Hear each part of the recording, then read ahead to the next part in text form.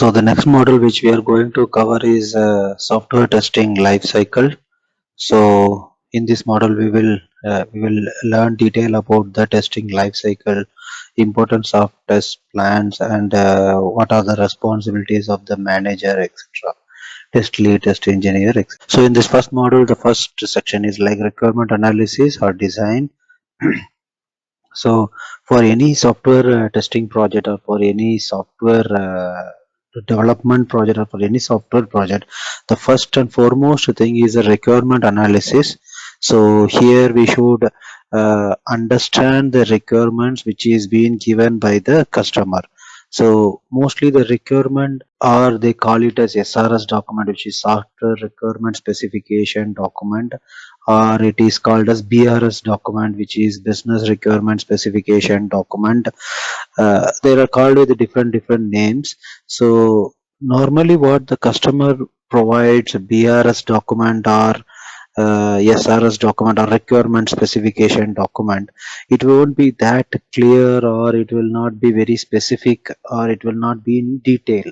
So most of the companies, what they do is, after receiving the document, SRS or BRS document from the customer, they go through it, they review it, they clear that doubts, or they clarify their doubts with the customers, and they prepare their own BRS documents. Like they will prepare the BRS document in the specific format which they have, to have more clarity. Because if you give the same BRS document to the developers and testers and everyone, no one will understand what is the requirements. What is a requirement clearly? They will miss out many of the requirements because it will not be in a clear way. So mostly what happens is that architect of the project and the product owner of the project, mostly they discuss with the customers what is their requirement, and they prepare a document very clearly as a requirement document, which will be the referring point for the developers and the testers. So the SRS document used in many of the companies will not be the SRS document given by the customer himself. It will be the more modified or more polished document from what they have sent. The business owner or business analyst or product owners or architects, everyone sit together and they prepare a very clarity document after from the customer document. So we can see a sample BRS document which I have collected. So first, what are the contents which will be in the BRS document? Like it will have the summary, and what are the business objectives. So you have a small application like username, password, login, and add a customer, which we have seen several times. We can open that. So this is the one. Okay, this is okay. So we have very small, for our understanding purpose, we will take this. We have a login screen, we have add a customer and delete a customer. So this is our project, you keep it as. So in the BRS document, they will set the business objective. What is a business objective is like this particular application he wants in such a way, like it should be in like so and so application, or it should be like user friendly, or it should be like it should be very easily navigating, like, or he wants minimum number of pages. So that kind of business objectives, what is the objective of their business? Mostly and many things it will be like they are like, for example, they are opening a e-commerce site like Flipkart. They will be setting the business objective like this will be used by so and so millions of users or 2 million users, and the users should be easily accessible through all the pages, and the search should work. So that business objective, what is that business objective with the particular application will be defined here, and this will be like background, then what is the scope of the application, what is the scope of the product which you are going to make, then what should be the features of the product, like it should have a menu or it should have a list box, these kind of features what they want. And this is more important, like functional requirements. So here they will explain the functional requirement. For example, like I want add a screen customer. So add a screen customer how he wants. It will be explained in very much a detail. Like add a screen customer. I want name, age, date of birth in this format. Which name, age will be label, and the where you enter the name, age should be text boxes. So it should be explained in the each and everything will be explained in the functional requirements. So then the personal requirements is that, like they may give in some of the customers they will give a reference, like if they want to make a e-commerce website like a Flipkart, they will give a reference, like I want a website like Amazon.in. So they will give a reference, plus they will give their personal requirements for that particular website. Like after more than, yes, I want a similar site like Amazon, but I want extra these features to be there in that particular particular application. So and the personal requirements, as I said, like I want a similar site like Amazon, they will give us a reference. Many companies does that, but I have these personal requirements also apart from what Amazon site is having. Okay. And see, these are all very important, like reporting and quality assurance. So how you are going to report, like which is all completed. So they may have a common application between the companies which is making the product and and the customers. They may have the common some application where the customers will enter his requirement, and the companies which is developing the product will see the requirement, and they will command and they will ask some questions, and they will say like it is understood, we are going to make like this. So some will have a common application which is now used extensively in many places, and some will be using emails, like they will be using emails which company which is not a huge project, and they don't want to have application itself for those things, and they will think like email will be very easy to communicate and very fastest way to communicate. If you send immediately, you will see and you will reply. So so that, and reporting and quality assurance, like how you are going to maintain the quality, and what is the who are how many testers will be involved, how many, I mean how the test cases will be executed, what is the estimation of the testing. So these also comes in it will even developing activity, what is the estimation, everything comes here. So as it is ours is related to testing, like reporting and quality assurance is like how the testers are also going to report, like pass or fail, which tool we are going to use, and what are, and and the testing cycle, like what to say, how the test team will be, how many test team, what, who will be the manager, and they will even give the names there.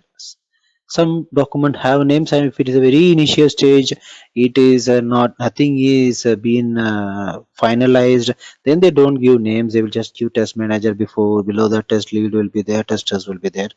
But most of the cases they will be finalizing before the BRS document is finalized. So in that case they will specify the names as well, who will be the test manager, who will be the test lead, who are the testers, estimation, and how they are going to report, and how testing will be carried out. All these details, you will use agile or you will use waterfall, all these details will be captured in the BRS document. So, and then delivery schedule, as I said, estimation. So what will be the delivery schedule? For example, we have here, like they have want a login screen, add a customer and delete a customer. So this is coming in phase one or release one. They will give a schedule, like initially 5 modules under this category will be delivered to the customer during this specific time. So these all will be also captured in the BRS document. And other requirements, some extra requirements or something cosmetic requirements a customer wants, that will be covered in the BRS document. And assumptions, like most of the project have assumptions. So how assumptions is done is like they will create, it is like uh, what to say, there should not be any blame game in the begin, in like after a project goes for a while, like the developers or the company which is developing the application, they will put as assumption like for us so and so, for so and so hardware is available for us, for us the payment will be done in the correct time. It is high level, in marketing level I am saying. Assumptions is like the server should be up and running, like the application server should be up and running, because most of the cases the application server will be in the client side. These guys will be accessing that server and doing the development, the people who are developing the product. So they will assume, and they have given a estimation, provided all the testers, they will give have a uh, some backup time as well. But most of the cases they will assume like these testers and everyone will be working 15 days a month or 20 days a month. This is the estimation for that. That also they will put in assumptions like these products will be delivered or these modules will be delivered in this particular point of time, assuming all these testers and developers are working these many days in a month. They will put as an assumption. So for example, suddenly a tester or a developer went for a long leave or he is not well, anything, the company will say like this happened, so our estimation is our delivery date is exceeding. So they put this as assumption to save themselves, because later point of time there should not be any question like you said you will deliver on 1st October 2019, why it is not been delivered. So they will put in assumption, provided all these scenarios, there should not be any bandh in the place. For example, you're working in Hyderabad or Bangalore, there is a bandh for 2 days. So that all are called as, that all will cover under assumptions. So your delivery date will exceed if there is a bandh or natural calamity, anything, your delivery date will exceed. So in those cases they will put those as assumptions like there is nothing wrong and we had 20 days productivity in a month, provided we have a 20 days productivity in a month, we can deliver on this date. These all will come under assumptions. Then limitations, they will put a limitations like for example there is a developers who can do Java work, and suddenly the customer should not come and say like I want a page with the .NET framework, or I want a page with what to say, Photoshop, or I want with some other coding language. So they will put the limitations like all the developers know Java and these things, SQL developer or Oracle. So they can do this work. They will put all these things in their limitations, because suddenly tomorrow customer should not come and ask do one page in some Flex application or some other tool. Then then they will say like why you didn't say initially, like we don't know these things. So they will put all those things also in limitations. And yes, of course, risk will be, they will put, mostly risk will be that if the members or the employees are going on leave for a long time, or suddenly there is a bandh or strike in the place, or there is some natural calamity, there is some other problems, there is some server down problems.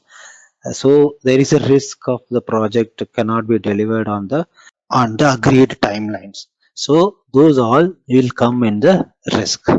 So this is mostly the project or business requirement, project specific. So again they will prepare a test specific also, which will come under test plan. Again that also will have risk, that also will have assumptions, that also will have limitations, etc., etc. But that is testing specific. This is business specific, like in business what are all can go wrong, and what can be delivered in the particular time if everything goes well. So so many places they will have risk and they will have business continuity plan as well. Business continuity plan is nothing but they will say like if someone resigns from the project, yes, that also will be added in risk. If someone suddenly resigns from the project, he or she will be giving only the KT and he will be released, and we have to find a new replacement for that person, and that person might not be as protective as the old person immediately. He will take some time to cope up. So these all comes in risk, and they will put these in business continuity plan also. Means you can say from the name like business continuity plan, how the business we are going to continue if we face this kind of risk also. They will given as an another document which is not important for us, which is prepared mostly by the managers.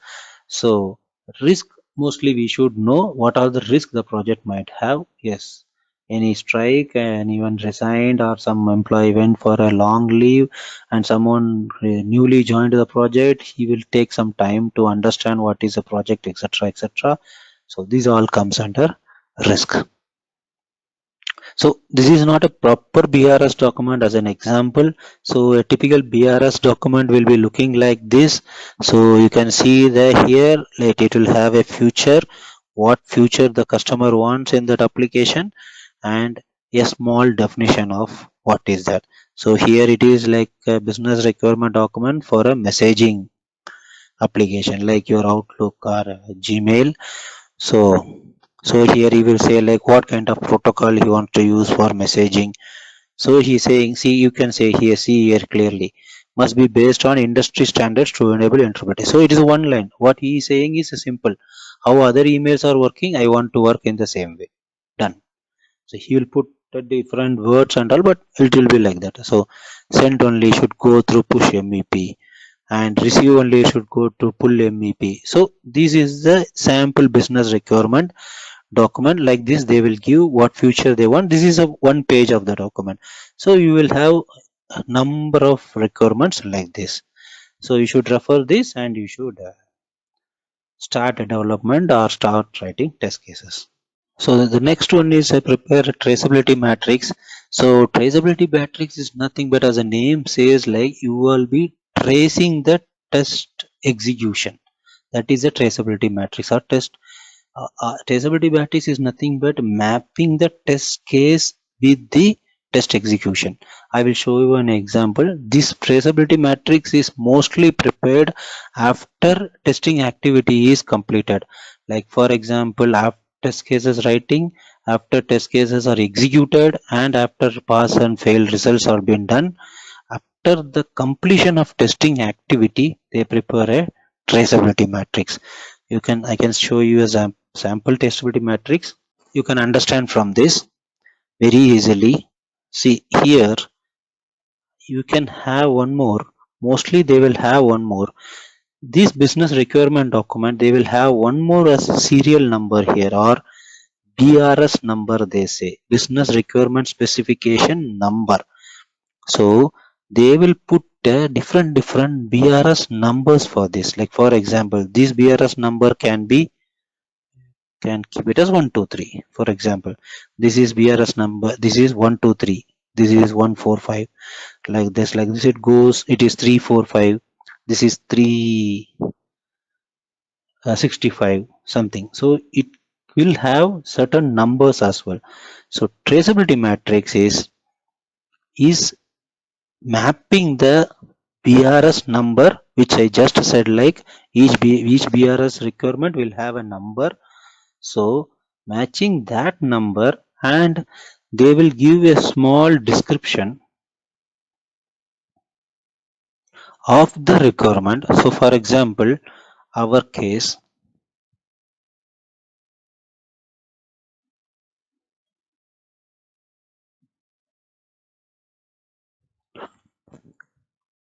this login to the application will be in such a way in BRS document, BRS 123 login screen.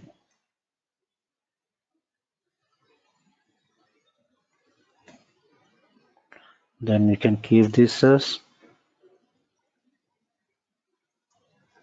BRS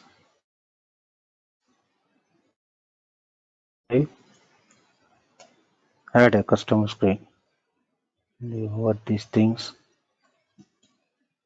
So similarly, this you can keep it as 456. You can keep this as add a customer and this as delete a customer. 456 is delete a customer. So they prepare a traceability matrix after the test is executed like this. So what is the requirement number 123? So which is login screen. You will not give a detailed description like this. Login screen should be displayed there with one login button, and our login screen should work here. This is high level BRS is like, see, you can see like here they are saying how the message should be sent also. You should use push MEP in is simple one-way messaging where a message is sent with no exception expectation response. So these kind of technical words or high level words will be there, but not too much in a traceability matrix. They will give very simple line which everyone can understand. So this is not any requirement collection or any requirement verification. It is just to see whether all the requirements in the requirement document has been tested or not, or all the requirements in the BRS document is satisfied or no, or it is being tested, or it is being covered or no. What is it? Traceability matrix is nothing but all the requirements from the BRS document or requirement document is being covered or is being covered in testing and is being tested or no, and what is the status of that. So here you can see, as per our requirement number 123 is login screen. So you'll prepare a traceability matrix like this, login to the application. So what are all test case ID? So you would have written a test case for this. There will be many number of test cases. So what are all test cases which are covering the login of the application? So you would have given an invalid username, invalid password. Then this test case number 1 will be invalid username. Test case number 2 will be invalid password. Test case number 3 might be valid username and password. So they will cover the status also here. Test case 1 pass, test case 2 pass. Same way here 345 add a customer, which are all test cases are covering the add a customer screen. So there are many number of test cases. And what is the status? So one test case they have not run. It might be of any reason. Maybe it is not developed, or it is having some dependency, so it couldn't be run now. So these all things they will cover here. So you can for with our example we can keep this as delete a customer as this particular requirement 456 delete a customer. Here we have mentioned a search ticket. So here these many test cases are there and this is the status.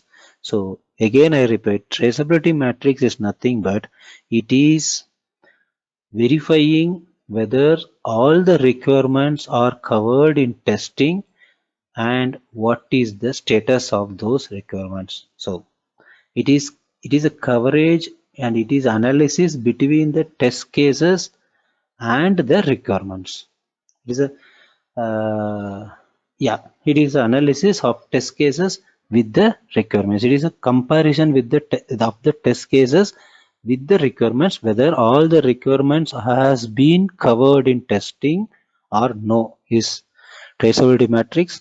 Traceability matrix is very important because it will give a very clear overview of the testing activity instead of going and filtering in Excel or each test case, which failed, which passed, whether we covered or no, like that, cover seeing each and every test case in Excel sheet or Word or whatever test cases you are writing. Instead of going through that, this traceability matrix gives a clear picture of whether everything is covered or no, and it is very, on seeing that itself, it is very much understandable. You can easily understand